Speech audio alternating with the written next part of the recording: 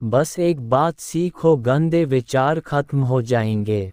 नमस्कार दोस्तों, स्वागत है इस कहानी में। भिक्षु हर दिन तथागत से कहता, मैंने मन को जीत लिया है, अब यह मुझे विचलित नहीं कर सकता। तो एक दिन गौतम बुद्ध ने कहा, ठीक है, तुम दक्षिण दिशा में भिक्षा मांगने जाओ, यही तुम्हारी आखिरी चुनौती है। फिर अगले दिन ही भिक्षु ने व्याकुल होकर कहा, मुझसे बड़ी गलती हुई, लेकिन अब मैं दोबारा उस दिशा में भिक्षा मांगने नहीं जाऊंगा।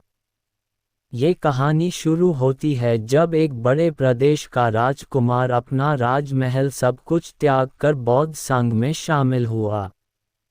शुरुआती दिनों में नए भिक्षु ध्यान करना सीखते, इसके साथ साथ गौतम बुद्ध उन्हें भिक्षा मांगने भेजते ताकि भिक्षुओं का अहम कमजोर हो और उनका व्यवहार विनम्र हो जाए।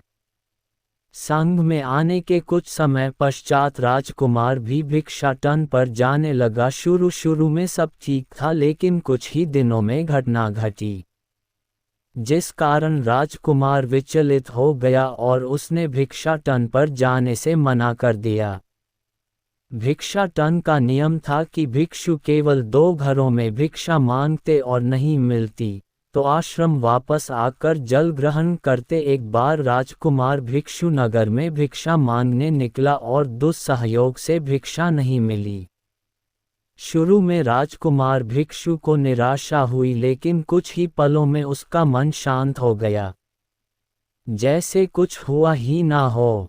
बिना प्रयास के आज भिक्षु बड़ा प्रसन्न था। उसने लौटकर गौतम बुद्ध से कहा, आज मुझे भिक्षा प्राप्त नहीं हुई, लेकिन मेरा मन शांत है, न किसी विचार ने मुझे परेशान किया। गौतम बुद्ध भिक्षु की सारी भावनाएं समझ रहे थे। तथागत ने कहा, अच्छी बात है, अब तुम कल महल की तरफ भिक्षा मांगने जाना। भिक्षु ने आज्ञा का पालन किया और अगले दिन भिक्षा मांगने निकल गया। कुछ देर बाद जब भिक्षु महल के आगे से गुजरा तो उसे अपना महल याद आ गया कि कैसे वह ऐशो आराम का जीवन जीता था।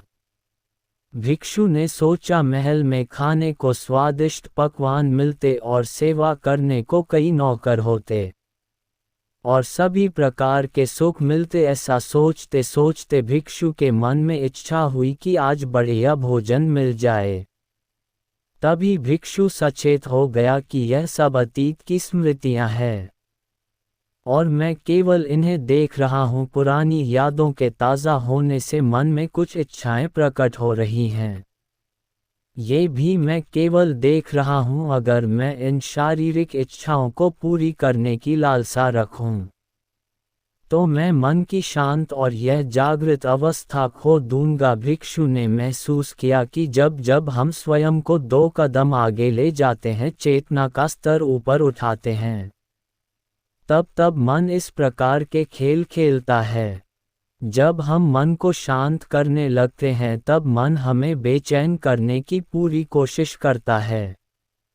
भिक्षु ये सोचकर बहुत खुश हुआ क्योंकि आज उसने आत्मचिंतन से मन के बारे में गहरी समझ और सूक्ष्म दृष्टि प्राप्त कर ली। भिक्षु ने आश्रम आकर गौतम बुद्ध को सारी बात बताई और कहा, तथागत, आज मुझे आपकी कृपा से सूक्ष्म दृष्टि प्राप्त हुई। मन हमें बार बार इच्छाओं में उलझाना चाहता है। महल को देखकर मुझे भी पुराने सुखों का स्मरण हो आया, लेकिन आज भी विचार मुझे छू नहीं पाए। गौतम बुद्ध ने कहा, अच्छी बात है, कल नगर की दक्षिण दिशा में जाना, वहाँ एक हवेली है, वहाँ मन और विचारों पर उपदेश देकर आना। भिक्षु बहुत खुश हुआ। आज वो जल्दी जल्दी चल रहा था क्योंकि वो उपदेश देने जा रहा था। पर दोस्तों, इस बार की यात्रा भिक्षु पर भारी पड़ने वाली थी। कुछ ही देर में भिक्षु हवेली पहुंचा और भिक्षा के लिए आवाज लगाए। आवाज सुनकर एक सुंदर युवती बाहर आई। भिक्षु ने सोचा कि इस युवती की सुंदरता को देखकर मेरे मन में कोई विचार नहीं आना चाहिए, क्योंकि मेरा यहाँ आने का प्रयोजन तो इसको उपदेश देना है। युवती ने भिक्षु को प्रणाम किया और कहा, आइए पहले भोजन ग्रहण कीजिए। भिक्षु ने भोजन किया, फिर सोचा कि उपदेश देने से पहले थोड़ा आराम कर लेता तो अच्छा होता। भिक्षु ये सब सोच ही रहा था, इसी बीच युवती ने कहा, श्रीमान आपने अभी अभी अन्न ग्रहण किया है, अब थोड़ा आराम कर लीजिए, फिर उपदेश शुरू करना। ये सुनते ही भिक्षु सतर्क हो गया, जो योजना वह मन में बना रहा था। यह महिला वह सब बिन बताए करती जा रही थी। भिक्षु ने सोचा, ये सब संयोग है, यहाँ लोग भोजन के बाद आराम करते होंगे। फिर भिक्षु आराम करने लेट गया और विचार करने लगा कि महिला कितनी समझदार है और इसकी सुंदरता बेजोड़ है। अगर मैं राजकुमार होता तो ऐसी ही स्त्री के साथ विवाह करता। भिक्षु के मन में ऐसे ही कुछ विचार चल रहे थे। इतने में युवती फिर से आए और बोली, अगर आप राजकुमार होते तो मुझे उपदेश कैसे रहते। भिक्षु जी, आप तो मुझे उपदेश देने आए थे ना। युवती का इतना कहते ही भिक्षु को स्पष्ट हो गया कि युवती तो मन पढ़ सकती है। भिक्षु घबरा गया और हाथ जोड़कर पूछा, क्या आप मेरा मन पढ़ सकती हैं। युवती ने कहा, क्षमा कीजिए, ध्यान करते करते मेरा मन शांत हो गया है, इसलिए बड़ी आसानी से मुझे दूसरों के विचार अपने आप महसूस हो जाते हैं, उनकी भावनाएं समझ आ जाती हैं। जब भिक्षु ने सुना तो उसके पैरों तले जमीन सरक गई। फिर बिना कुछ बोले भिक्षु तत्काल आश्रम की ओर चल पड़ा। रास्ते में चलते हुए भिक्षु का दिमाग फटा जा रहा था, उसकी बेचैनी बढ़ गई थी। भिक्षु खुद को कोसने लगा कि मेरे मन में युवती के लिए ऐसे विचार क्यों आ रहे थे। उसने मेरे बारे में क्या सोचा होगा। अगर यह बात लोगों को पता चलेगी तो लोग भिक्षुओं और संघ के बारे में क्या सोचेंगे। आज भिक्षु बहुत लज्जत महसूस कर रहा था और वह थोड़ी ही देर में आश्रम पहुंच गया। जब भिक्षु गौतम बुद्ध के सामने पहुंचा तो तथागत ने देखा कि उसके चेहरे की रौनक जा चुकी है, दोनों कंधे झुके हुए थे। भिक्षु ने बुद्ध से कहा, अब मैं कभी भिक्षा के लिए नहीं जाऊंगा। तथागत ने कहा, पहले आराम से बैठो, फिर मुझे बताओ कि तुम्हारी चाल में इतनी थकान क्यों है। आज तुम्हारे चेहरे पर तेज की जगह गलानी की भावना क्यों है। भिक्षु ने सारी बात बताई और कहा, मैं सब कुछ जानते हुए भी महिला की सुंदरता के बारे में और अन्य चीज़ों के बारे में सोच रहा था। मैं मन से पूरी तरह हार गया, अब मैं कभी उस दिशा में नहीं जा पाऊंगा। मैंने बौद्ध संघ का भारी अपमान किया है। गौतम बुद्ध ने कहा, सबसे पहली बात, परेशानी को बढ़ा चढ़ाकर मत सोचो। अगर कुछ बुरा हो जाए तो एकदम से यह मत सोचो कि सब खत्म हो गया।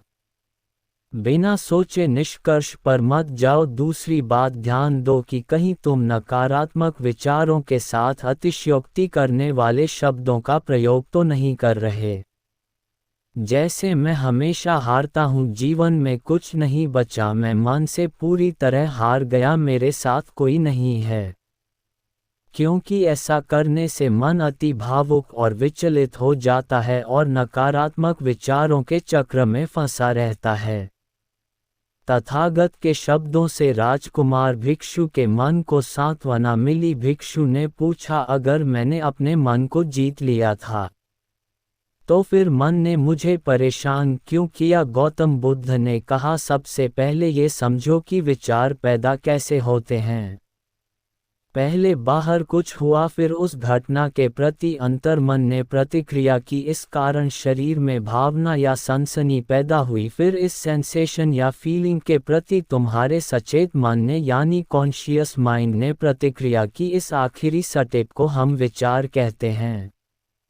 भिक्षु ने पूछा, हमको परेशान करने की विचारों में इतनी शक्ति आती कहाँ से है। गौतम बुद्ध कहते हैं कि हम खुद विचारों को ये शक्ति प्रदान करते हैं। जब आप जजमेंट और सही गलत के टैग लगाकर विचारों को देखते हो तो उनके प्रति रिएक्ट करने लगते हो। एक विचार के साथ अन्य विचार भी सोचने लगते हो। जब तक आप खुद को जज करोगे तब तक मन आपको नीचा दिखाकर हावी होता रहेगा। भिक्षु ने पूछा, फिर मन शांत कैसे होगा? गौतम बुद्ध ने कहा, अगर विचार है तो शरीर में भावना भी महसूस हो रही है, क्योंकि हर विचार भावना के साथ प्रकट होता है। अगर आप अश्लील विचार महसूस कर रहे हो तो इसका मतलब है कि शरीर में एक भावना यानी सेंसेशंस भी महसूस हो रहे हैं, और फिर आप उसके बारे में सोच रहे हो या रिएक्ट कर रहे हो, और इसी बात में मन को शांत करने का तरीका छपा है। हर विचार को देखना कठिन है क्योंकि विचारों का वेग तेज है, लेकिन शरीर में महसूस हो रही भावना यानी सेंसेशंस को देखना आसान है, क्योंकि ये देर तक बनी रहती हैं। अगर इन्हें बिना जजमेंट के सही गलत का मतलब लगाए सिर्फ देखा जाए तो ये गायब भी हो जाती हैं। तब मन के पीछे जो शांति है वो प्रकट होती है, और उस शांति में एहसास होता है कि मन हमारा कुछ नहीं बिगाड़ सकता। हमारा अंतर्मन कैसे ठीक होता है? नॉन जजमेंट से। अगर हम किसी भी इंसान या घटना या फिर अपने मन को बिना जजमेंट के देखते हैं तो मन के साथ साथ अंतर्मन अपने आप स्वस्थ और शांत होने लगता है।